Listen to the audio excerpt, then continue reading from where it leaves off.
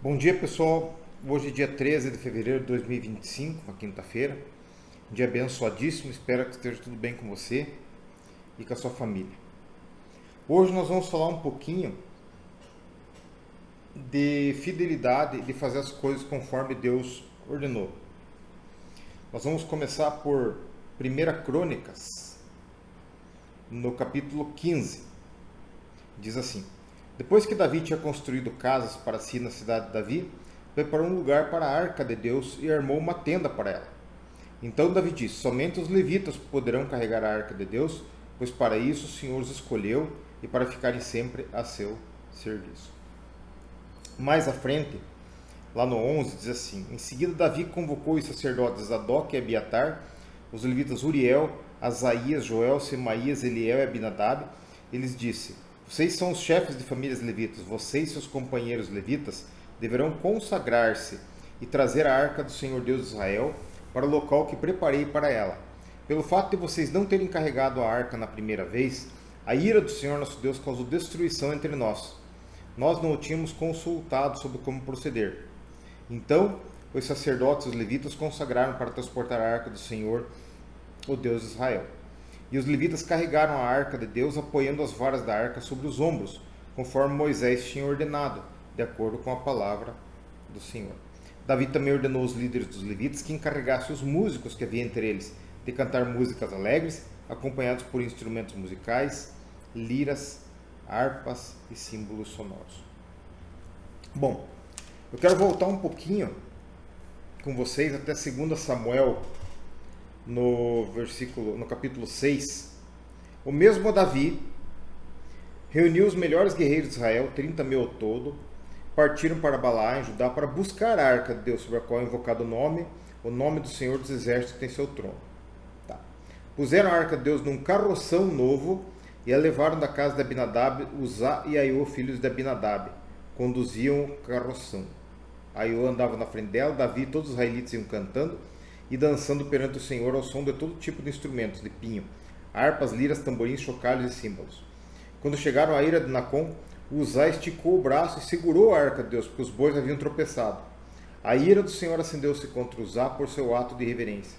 Por isso, Deus o feriu e ele morreu ali mesmo, ao lado da arca de Deus. Davi ficou contrariado porque o Senhor, em sua ira, havia fulminado Uzá. Até hoje, aquele lugar é chamado Pérez Uzá. Bom, lá no comecinho, no Levítico, no livro de Números também, Deuteronômio, Deus tinha dado tarefas para cada uma das tribos, né, o que eles deviam fazer, e Moisés foi dando as tarefas para cada um. Então, o tabernáculo, quando ele era desmontado, os levitas iam dando ordens, cada tribo tinha que fazer uma coisa naquele desmonte, né? E os coatitas, por exemplo, iam carregando as coisas conforme os levitas mandavam. A arca de Deus só podia ser levada no ombro, com aquelas varas que tinha assim nas argolas dela, no ombro dos levitas. Muito bem. Davi resolveu trazer a arca para a cidade dele e não consultou a Deus antes. E o coitado do nosso Uzá aqui, bem intencionado, morreu, porque encostou a mão na arca. Quando as pessoas olham isso aqui, dizem: nossa, que severidade de Deus com isso aqui e tal. Mas reparem uma coisa, esse povo, assim como nós, tinha uma responsabilidade, a responsabilidade deles era muito grande. Era muito grande. Eles eram o povo de Deus na terra, e tudo que eles iam fazer com aqueles objetos, ele tinha que ser feito exatamente conforme Deus mandou. Lembro de Moisés, que esqueceu de circuncidar seus filhos já, e a Zípora teve que salvar ele porque Deus queria matar ele.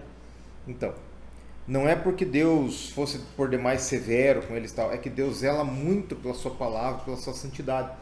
Moisés era o cara, não era um cara, era o cara. Ele não podia falhar. E esse pessoal aqui também iam levar a Arca da Aliança, que era o objeto mais sagrado de Deus, e eles tinham que fazer exatamente conforme o regramento que Deus tinha deixado. Deus não deixa mais ou menos assim. Tinha que ser bem daquele jeito. Davi, o mesmo Davi, os mesmos levitas, o mesmo pessoal cantando, do mesmo jeito. Só que botaram a arca em cima de um carroção de bois. Um carroção de bois. E os bois tropeçaram, a arca foi cair, Uzá foi segurar a arca e morreu. Aqui na outra vez, Davi fez bem certinho. A arca veio nas varas no ombro dos levitas. Sobre nós homens, e sobre os nossos ombros, repousa uma responsabilidade, uma tarefa. Nós temos que atender nossas famílias, nós temos que ser sacerdotes nas nossas casas, nós temos que orar por eles, temos que defendê-los. E tudo que a gente faz, quanto mais a gente se aproxima de Jesus, e quanto mais a gente fala de Jesus, aumenta a nossa responsabilidade. Eu fico assim escandalizado a cada dia que eu vejo a atuação de algumas pessoas. Eu não acho que as pessoas sejam infalíveis, mas eu acho que quando a gente fala em nome do Senhor, a gente tem que ter zelo, porque você não pode fazer as coisas do Senhor de forma a escandalizar os outros, de forma relaxada, porque a consequência ela pode ser muito danosa para as nossas vidas. Quando a gente faz as coisas com zelo, as recompensas do Senhor são conforme a palavra do Senhor. Quando a gente não faz as coisas com zelo, as coisas também vão acontecer de acordo com a palavra do Senhor, às vezes não são tão boas. Eu ia pensar assim, como, Marco, eu vou saber da vontade de Deus? Bom, comece lendo Mateus 5, 6, 7, que eu falo quase todo dia para vocês, né? Ali é um bom começo para saber o que você tem que fazer como filho de Deus, como cristão, como servo e irmão de Jesus Cristo, né? Ele era o unigênito do Pai, virou primogênito para que nós sejamos todos filhos de Deus também. Então nós temos que fazer as coisas como Ele fez e da forma mais caprichada possível, porque apesar dos nossos erros, da gente ter um advogado perante o Pai, a gente tem que fazer a coisa com muito capricho. O mesmo Davi, os mesmos levitas, o mesmo povo de Deus, por fazerem a coisa não com o capricho devido, tiveram uma consequência desastrosa aqui na primeira vez. Em compensação, na segunda vez, quando fizeram a coisa direitinho, porque Deus é misericordioso e sempre nos dá segundas oportunidades, eles foram muito abençoados.